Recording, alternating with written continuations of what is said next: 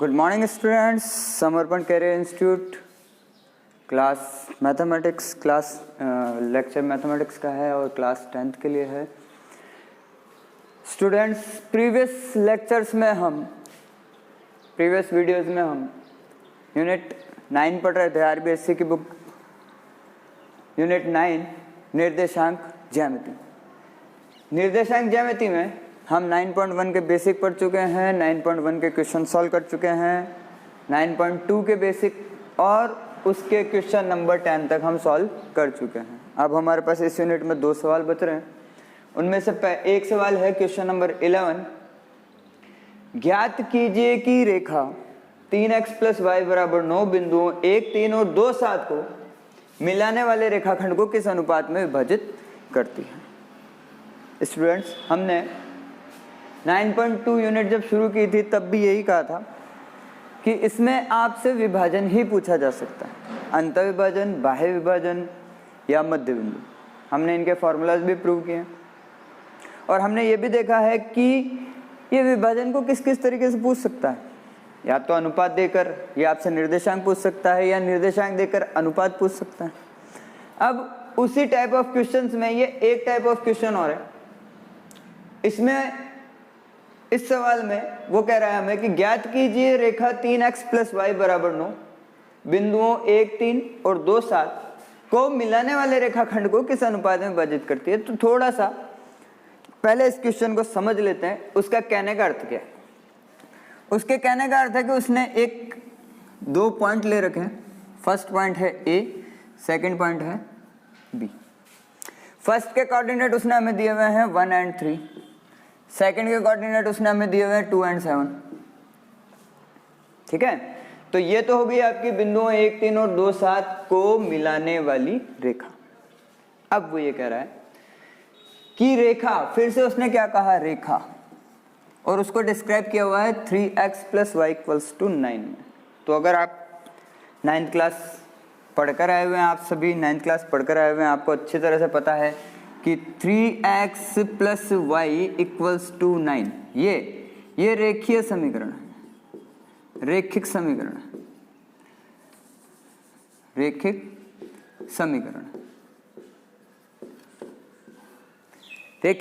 कौन से होते हैं? याद होगा आपने 9th क्लास, बहुत शॉर्ट में समझते हैं। 9th क्लास में आपने ग्राफ बनाए हैं।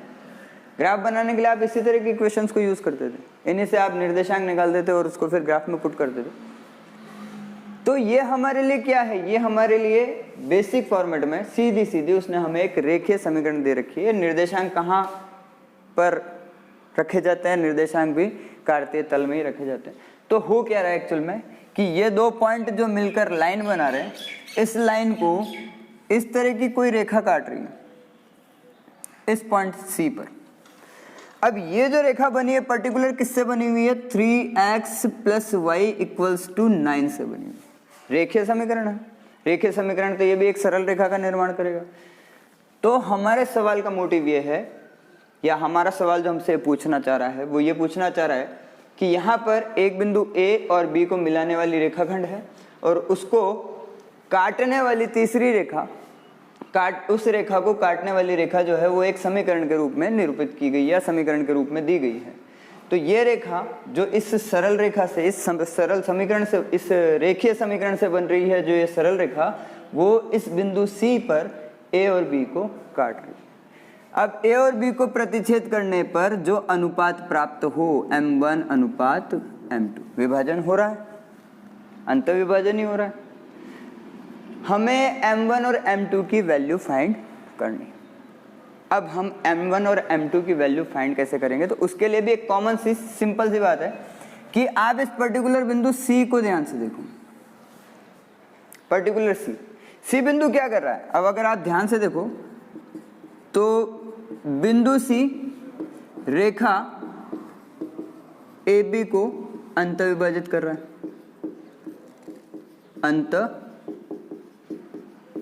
कर रहा है। तो ये अंतःविभाजन बिंदु भी हुआ। कौन सा बिंदु हुआ, अंतःविभाजन बिंदु हुआ। उसके साथ ये बिंदु C इस लाइन पर भी आ रहा है और ये लाइन किससे बनी हुई है, इस समीकरण द्वारा बनी हुई है।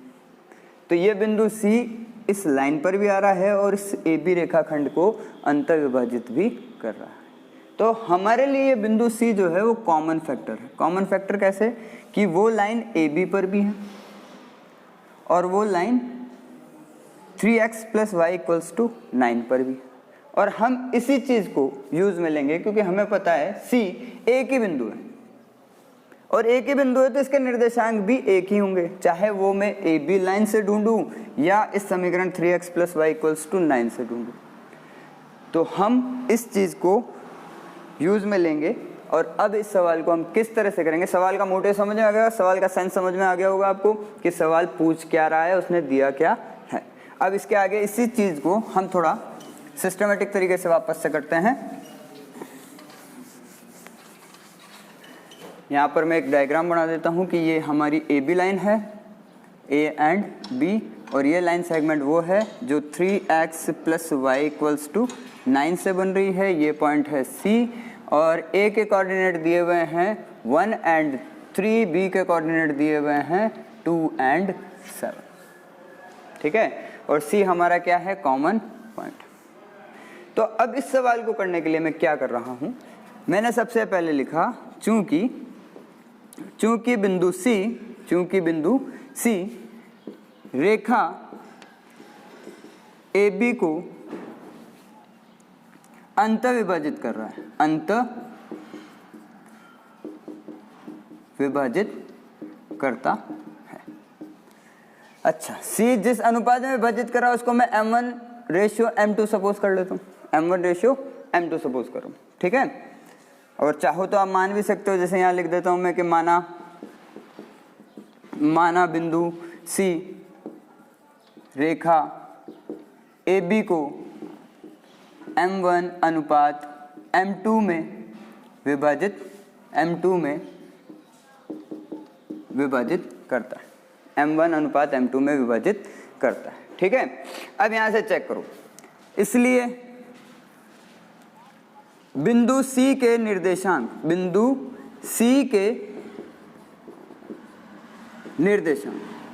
अब देखो अंतःविभाजित कर रहा है ना, तो बिंदु सी के जो निर्देशांक है वो अंतःविभाजन सूत्र द्वारा निकाले जा सकते। तो अंतःविभाजन सूत्र m1x2 + m2x1 upon m1 + m2, m1y2 + m2y1 upon m1 + m2, ठीक है। अब यहाँ से चेक करो, हमारे पास लगभग सारे मान हैं। m1 हमारे लिए m1 ही है, m2 हमारे लिए m2 है क्योंकि वो हमने सपोज कर रखा है, ठीक है, मान रखा है। माना बिंदु सी रेखा ए बी को m1:m2 में विभाजित करती है, ठीक है। इसके बाद में अब बात करते हैं x1 x2, वो दिए हुए हैं ए बी लाइन के लिए। देखो a पहले आ रहा है तो x1 y1, a के कोऑर्डिनेट क्या हो जाएंगे x1 y1 और b के क्या हो जाएंगे x2 y2। तो लगभग मेरे पास सब कुछ है, तो मैं यहाँ रख सकता हूँ। अब मैं यहाँ क्या कह रहा हूँ, हम यहाँ पर लिख रहे हैं बिंदु C के निर्देशांक, ठीक है। अब बिंदु C के निर्देशांक, तो मैं इसमें वैल्यूज को पुट करना शुरू करता हूँ। मैंने वैल्यूज पुट करनी शुरू की। m1 मेरे लिए m1 है, x2 चेक कर लो मेरे लिए 2 है, प्लस m2 ही है, x1 चेक कर लो 1 है, अपॉन m1 + m2, ठीक है। m1 m2 की वैल्यू वही है। उसी तरह वापस से m1 ही है, y2 चेक कर लो 7, प्लस m2 ही है, y1 चेक कर लो आराम से 3, अपॉन m1 + m2। अब इसको और मैं थोड़ा सा सही कर लेता हूं, तो ये और 2 × m1 कितना हो जाएगा, 2m1 plus 1 × m2 upon m1 + m2 upon m1 + m2, comma 7 × m1 7 × m1 कितना हो जाएगा, 7m1 plus 3 × m2 3m2 upon m1 + m2। तो ये इससे ज़्यादा अब मैं सॉल्व नहीं कर सकता, ये इससे ज़्यादा मैं सॉल्व नहीं कर सकता। तो ये मेरे लिए क्या है, ये मेरे लिए बिंदु सी के निर्देशांक हैं। अब बिंदु सी के निर्देशांक हैं तो फिर से वही बात दोहराता हूँ, बिंदु सी जो है वो कॉमन फैक्टर था, ए बी लाइन सेगमेंट पर भी था और इस लाइन 3x + y = 9 पर भी था। तो सी के coordinate A B line segment के अंतर्विभाजन सूत्र को अगर सेटिस्फाई कर रहे हैं और करेंगे जैसा कि उसने कहा है हमें, तो वो इस लाइन सेगमेंट को भी सेटिस्फाई करने चाहिए। अब यहाँ पर देखो x और y दो अलग अलग चीज़ें हैं हमारे पास में, तो यहाँ पर x एक्सिस के लिए हम पहला पार्ट यूज़ करते हैं, हमेशा से यही करते हैं, और y एक्सिस के लिए हम दूसरा पार्ट यूज़ करते हैं। तो देखो x की वैल्यू भी आ गई मेरे पास और y की वैल्यू भी आ गई। तो मैं क्या करूँगा, मैं इसी चीज़ को, इन्हीं निर्देशांकों को जो जिस रूप में है मेरे पास में, उन्हें इस समीकरण के अंदर रख दूंगा। ठीक है, अब उसको रखने का तरीका क्या होगा, तो मैं लिख रहा हूं बिंदु सी के निर्देशांकों को समीकरण 3x + y = 9 में रखने पर। तो बिंदु सी के निर्देशांक मेरे पास में क्या है, x के लिए आया है 2m + m2, 2m1 + m2 upon m1 + m2, और y के लिए, y के कोऑर्डिनेट आए हैं 7m1 + 3m2 upon m1 + m2। तो मैं क्या कर रहा हूं यहाँ पर देखो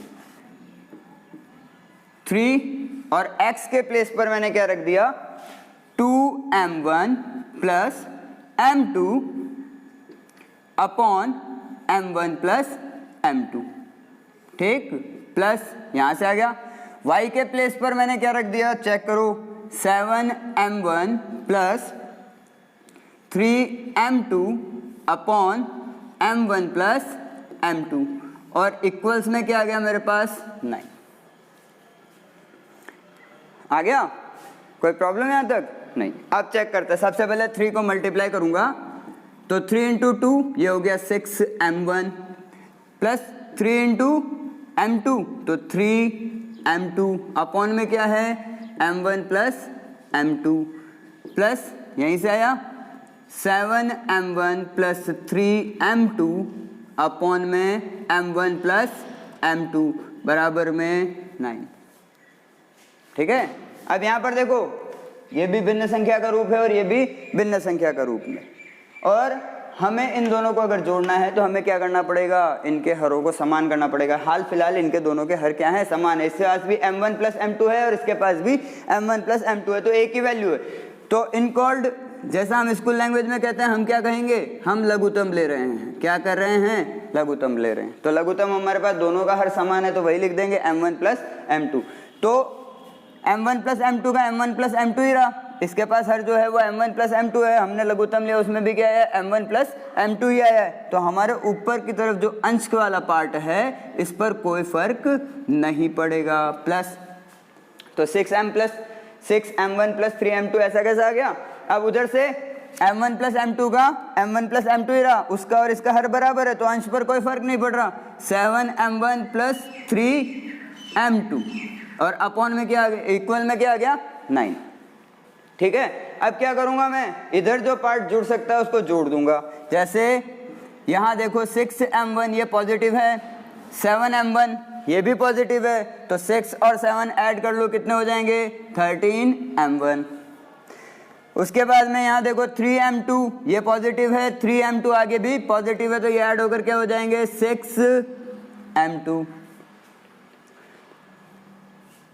6m2। अब आगे चेक करते हैं, इसके बाद अपॉन में क्या रह गया मेरे पास में, m1 + m2 इक्वल में क्या आ गया, 9।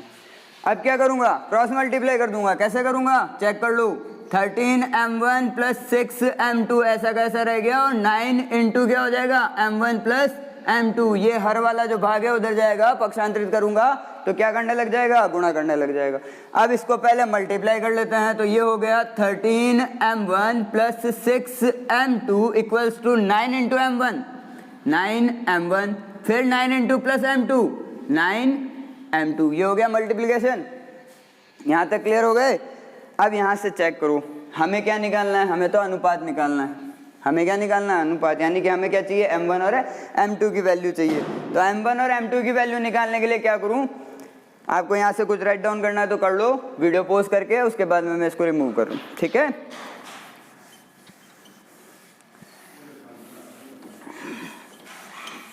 अब यहाँ से आगे चेक कीजिए, हमारे पास में जो लास्ट स्टेप हमारी बची हुई थी वो क्या बची हुई थी, 13m1 हमारी लास्ट स्टेप बची हुई थी हमारे पास में 13m1 plus 6m2 equals to 9m1 plus 9m2, ठीक है। अब यहाँ से चेक करो, m1 m2 इधर भी आ रहे हैं, m1 m2 इधर भी आ रहे हैं, तो हम क्या करेंगे, m1 वाली टर्म्स को एक तरफ कर लेंगे और m2 वाली टर्म्स को एक तरफ कर लेंगे। तो यहाँ से चेक करते हैं, देखो 13m1 लेफ्ट हैंड साइड में रहने दिया, 9m1 राइट हैंड साइड में पॉजिटिव है, पक्षांतरित कर दूंगा लेफ्ट हैंड साइड में, तो क्या हो जाएगा, negative 9m1 equals to 9m2 अपने प्लेस पर ही है राइट हैंड साइड में, but 6m2 left hand side में था, इसको पक्षांतरित करके राइट हैंड साइड में लाया, इधर ये लेफ्ट हैंड साइड में क्या था, पॉजिटिव, उधर आएगा क्या हो जाएगा, नेगेटिव, हो गया। अब यहाँ से चेक करते हैं, ये 13m1 पॉजिटिव है, 9m1 नेगेटिव है, तो ये क्या होंगे, सब्सट्रैक्ट हो जाएंगे। अब 13 माइनस 9 कितना हो गया, 4, 13 माइनस 9 कितना हो गया, 4, और आगे क्या आ गया, m1, ठीक है, इक्वल्स टू 9m2 पॉजिटिव है, 6m2 नेगेटिव है, तो ये भी सब्सट्रैक्ट हो जाएंगे यानी घट जाएंगे, कितना बच जाएगा, 3m2। अब वही बात हो गई क्लियर, देखो यहाँ पर 4m1 के साथ मल्टीप्लाई कर रहा है, मैं उधर पक्षांतरित कर दूंगा तो क्या करने पर लग जाएगा, भाग करने लग जाएगा, और m2 इधर 3 के साथ मल्टीप्लाई कर रहा है, मैं इधर पक्षांतरित कर दूंगा, क्या करने लग जाएगा, भाग करने लग जाएगा, यानी कुल मिलाकर मैं इसे m1 upon m2 equals to 3/4 लिख सकता हूँ, बिल्कुल लिख सकता हूँ। तो मुझे रेशियो जो मिला कि m1 रेशियो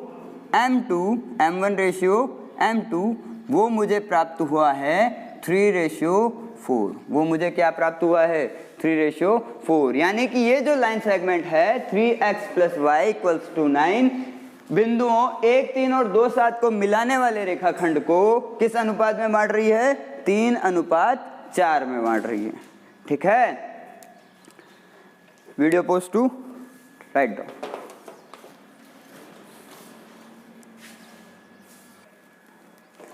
ओके स्टूडेंट्स, हमने अभी 11th क्वेश्चन कंप्लीट किया है, अब 12th क्वेश्चन की बात करते हैं, और ये लास्ट क्वेश्चन है यूनिट 9.2 का। अच्छा सवाल है, इस तरह के कई सवाल हम करके आ चुके हैं, इसको बस थोड़ा सा एक्सटेंड कर दिया उसने, थोड़ा सा बढ़ा दिया है।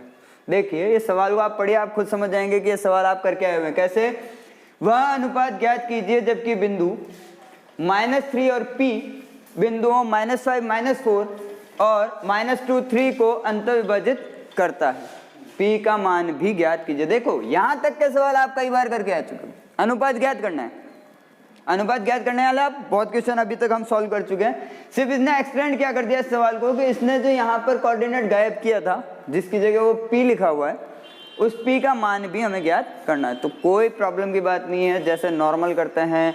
सबसे पहले जो क्वेश्चन में समझ लो कौन से विभाजन की बात कर रहा है, अंतर विभाजन की, तो वर्ड ही हमें बता देता है कि अंतर विभाजन की बात कर रहा है, वर्ड ही हमें बता देगा कि कौन सा फॉर्मूला यूज होगा, ठीक है।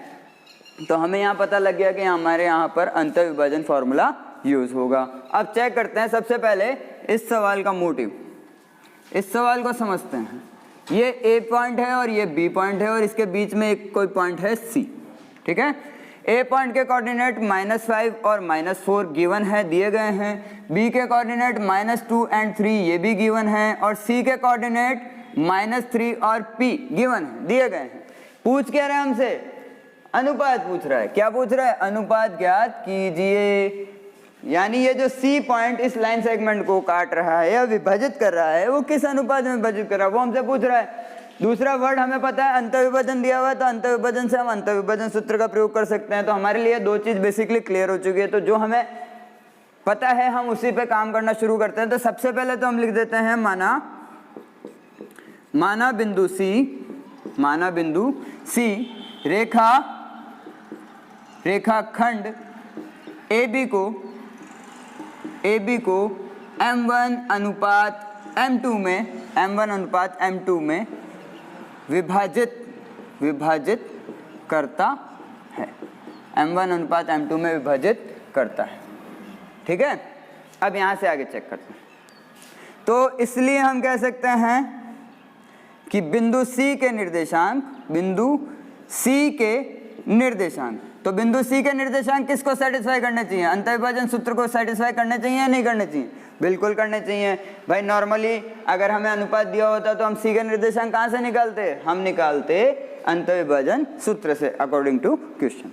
लेकिन यहाँ पर उसने हमें क्या दे रखा है? निर्देशांक दे रखे हैं, और हमें क्या ज्ञात करना है? अनुपात ज्ञात करना है। तो फॉर्मूला तो वही यूज होगा, बस रिवर्स फॉर्मेट में यूज हो जाएगा। कैसे? बिंदु C के निर्देशांक जो है वो m1 x2 plus m2 x1 upon m1 plus m2 comma m1 y2 plus m2 y1 upon m1 plus m2 के फॉर्मेट में हो जाएंगे। ठीक है, अब यहां से आगे चेक करते हैं। देखो m1 और m2 की तो वही वैल्यू है, क्योंकि हमने सपोज कर लिया बिंदु C रेखाखंड AB को m1 रेशियो m2 में विभाजित करता है, तो m1 और m2 की तो वही वैल्यू रखनी है जो है, यानी m1 और m2। m1 के प्लेस पर m1 ही रखना है, m2 के प्लेस पर m2 ही रखना है। लेकिन x1 और x2 की वैल्यूज निकाल सकते हैं, y1 y2 की वैल्यूज निकाल सकते हैं। क्यों निकाल सकते हैं? लाइन सेगमेंट के एंड पॉइंट्स के कोऑर्डिनेट्स हमें दिए हुए हैं। जैसे A फर्स्ट आ रहा है तो ये हमारे लिए x1 y1 हो जाएंगे, B सेकंड आ रहा है तो x2 y2 हो जाएंगे। क्लियर है? तो अब यहाँ पर हम सबसे पहले नीचे वापस आते हैं। यहाँ पर देखो बिंदु C के निर्देशांक, तो इसकी जगह मैं क्या लिखूंगा? -3 एंड P लिखूंगा। देखो चेक करो, C के कोऑर्डिनेट दिए हुए हैं तो वही आएंगे। उसके बाद बराबर में m1 x2, तो m1 के प्लेस पर तो m1 ही आएगा, x2 के प्लेस पर क्या आ गया? -2, x2 के प्लेस पर क्या आ गया? -2 प्लस m2 के प्लेस पर m2 आ गया, x1 के प्लेस पर क्या आएगा? फिर से चेक कर लो, -5 आएगा अपॉन m1 प्लस m2। ठीक है, कॉमा आगे चलते हैं। m1 के प्लेस पर m1 आ गया, y2 के प्लेस पर चेक करो क्या आएगा? 3 आएगा, प्लस m2 के प्लेस पर m2 और y1 के प्लेस पर -4 आएगा, चेक कर लो, -4 अपॉन में क्या आ गया? m1 प्लस m2 आ गया, अपॉन में क्या आ गया? m1 प्लस m2 आ गया। ठीक है, अब इसके आगे चेक करते हैं वापस। अब इसको थोड़ा सा कैलकुलेट कर लेते हैं, जो मल्टीप्लाइज बाकी है वो कर लेते हैं। तो -3 एंड P इक्वल्स टू, अब फॉर्मूला प्लस इंटू माइनस क्या हो गया? -2 इंटू m1 2m1, फिर अगेन प्लस इंटू माइनस क्या हो गया? -5 into m2 5m2 upon m1 plus m2 comma 3 into m1 3m1, फिर plus into minus -4 into m2 4m2 upon m1 plus m2। ठीक है, यहां तक वैल्यूज पुट कर ली सारी, जो थी जैसी है हमारे पास में, जो अवेलेबल है वो वैल्यूज पुट कर दी करता है x एक्सिस के, और ये वाला पार्ट किसके कोऑर्डिनेट शो करता है? y एक्सिस के। तो पहले x एक्सिस का और फिर y एक्सिस। उसी तरह इक्वल में जो हमारे पास कोऑर्डिनेट है उसमें -3 x एक्सिस का कोऑर्डिनेट है और p किसका कोऑर्डिनेट है? y एक्सिस का। तो हम क्या कर सकते हैं? हम कंपेयर कर सकते हैं, पिछले कई सवालों में करके आए, तुलना की है ना हमने दोनों पक्षों की। तो हम यहाँ पर भी क्या कर रहे हैं? दोनों पक्षों की तुलना करने पर, यानी कंपेयर करने पर, तुलना करने पर। तो देखो मैं एक एक करके इक्वेशन बनाऊं। सबसे पहले मैं x एक्सिस की इक्वेशन बनाता हूं।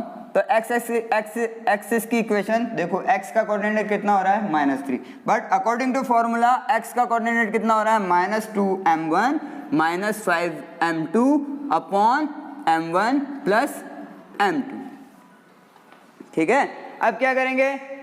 ये हमने इक्वेशन फर्स्ट बना ली, इसको ही कंपेयर करके सेकंड भी बनाएंगे, इसको कंपेयर करके y एक्सिस के कोऑर्डिनेट्स को कंपेयर करके सेकंड भी बनाएंगे, ताकि हमें p की वैल्यू जो हमें निकालनी है वो भी निकालनी पड़ेगी। तो हम y एक्सिस को भी कंपेयर कर लेंगे। फिलहाल हमने किसको कंपेयर किया है? केवल x एक्सिस को। x एक्सिस को ही क्यों कंपेयर किया है? क्योंकि x का मेरे पास न्यूमेरिकल वैल्यू है, न्यूमेरिकल वैल्यू है तो मैं m1 और m2 की वैल्यूज यहाँ से फाइंड कर सकता हूँ, और m1 m2 की वैल्यूज को वापस y एक्सिस के कोऑर्डिनेट में रखकर मैं p की वैल्यू फाइंड कर सकता हूँ। तो पहला काम मेरा क्या है, m1 और m2 की वैल्यूज फाइंड करना। उसके लिए मैंने क्या किया, बोथ साइड से यानी दोनों पक्षों से x एक्सिस के कोऑर्डिनेट को कंपेयर कर लिया और उनको क्या कर लिया, बराबर रख लिया। अब यहाँ से चेक करो, मैं इनका क्रॉस मल्टीप्लाई करता हूँ तो -3 into m1 plus m2 equals to में -2m1 -5 m2। क्लियर हो गए। अब यहां से चेक करो, इसको मल्टीप्लाई करूंगा तो -3m1 -3 इंटू m1 -3m1 फिर प्लस इंटू माइनस माइनस हो गया 3m2 इक्वल्स टू में -2m1 -5m2। ठीक है। अब यहां से चेक करते हैं, देखो m1 m2 की टर्म्स इस साइड में भी LHS में भी है और m1 m2 की टर्म्स उस साइड यानी RHS में भी है। तो हम क्या करेंगे, m1 और m2 की वैल्यूज को एक तरफ करेंगे और m2 m2 की वैल्यूज को एक तरफ करेंगे। तो m1 यहाँ से देखो -3m1 ये अपने LHS साइड में ही है, उधर से लेके आऊंगा -2m1 है राइट हैंड साइड में है, इसको लेफ्ट हैंड साइड में लाऊंगा तो ये क्या हो जाएगा +2m1, पक्षांतरण हुआ, बराबर -5m2 अपने ही प्लेस पर है, राइट हैंड साइड पे ही है, -3m2 को लेकर जाऊंगा लेफ्ट हैंड साइड से राइट हैंड साइड में यानी पक्षांतरण करूंगा, ये माइनस का है, उधर जाते किसका हो जाएगा प्लस का 3m2। क्लियर है। अब यहां से चेक करो, m1 m1 दोनों टर्म्स एक ही हैं, बट एक आगे वाली क्या है -3 यानी कि नेगेटिव है और पीछे वाली +2 ये पॉजिटिव है। तो पॉजिटिव नेगेटिव क्या होते हैं, सब्सट्रैक्ट हो जाते हैं। अच्छा बचेगा क्या, अब -1m1 बचेगा, क्यों, बड़ी क्वांटिटी माइनस की है तो -1m1 बच गया। इधर भी वापस इक्वल्स में आकर देखो -5m2 + 3m2, m2 same quantity है, ये पॉजिटिव है 3 और 5 क्या है नेगेटिव, तो ये भी क्या हो जाएंगे सब्सट्रैक्ट हो जाएंगे, बचेगा क्या -2m2, क्यों, बड़ी क्वांटिटी नेगेटिव है। अब क्या करूंगा, वही काम करूंगा जो हर बार करता हूं, m2 को तो इधर ले आऊंगा, m2 यहाँ मल्टीप्लाई कर रहा है RHS साइड में, LHS साइड में आके क्या करेगा डिवाइड, यानी मैं उसे क्या लिख सकता हूँ m1/m2 इक्वल्स टू -2 अपनी प्लेस पर ही है, बट ये -1 इधर मल्टीप्लाई कर रहा था उधर भेज दिया, क्या करेगा डिवाइड। ठीक है। अब -2 माइनस कैंसिल आउट हो गया तो रेशियो क्या मिल गया 2:1, यानी हमारे पास में m1:m2 जो है क्या मिल गया 2:1 मिल गया। आगे बात समझ में। तो हमने यहाँ पर उसके पहले क्वेश्चन का आंसर दे दिया जो अनुपात उसने हमें ज्ञात करने के लिए कहा था। तो m1:m2 कितना है 2:1। अब इसी तरह हम वापस से, आपको वहां से कुछ राइट डाउन करना है तो कर लीजिए, वीडियो पॉज करके मैं इसको रिमूव करूँ। ये हमने इक्वेशन फर्स्ट बना दी, अब उसी तरह हम एक बार इक्वेशन सेकंड बनाते हैं। तो इक्वेशन सेकंड बनाने के लिए क्या करेंगे, हम y के एक्सिस को कंपेयर करेंगे, यानी कि हमने कहा 3m1 -4m2 upon m1 + m2 equals to कितना हो गया p। ये हमारे लिए क्या बन गई, इक्वेशन सेकंड बन गई। ठीक है। अब यहां से आगे चेक करते हैं।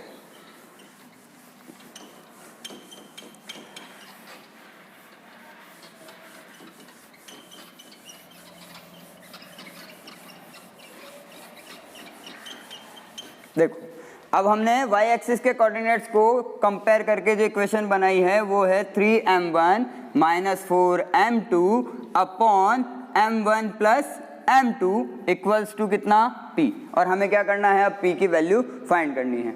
अब यहाँ पर देखो हमने m1 रेशियो m2 निकाल लिया, तो m1 रेशियो हमारे पास में 2 आ रहा है, m2 रेशियो हमारे पास 1 आ रहा है। तो m1 इक्वल्स टू 2 एवं m2 इक्वल्स टू 1 को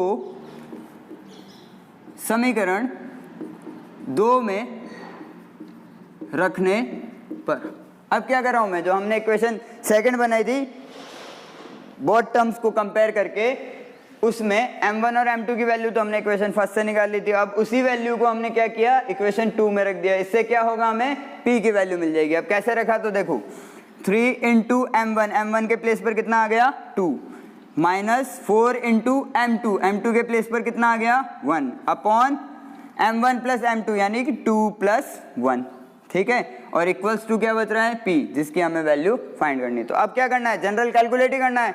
तो 3 इंटू 2 ये हो गया 6, -4 इंटू 1 ये हो गया -4, नीचे 2 + 1 कितना हो गया 3, इक्वल्स टू क्या बच गया p।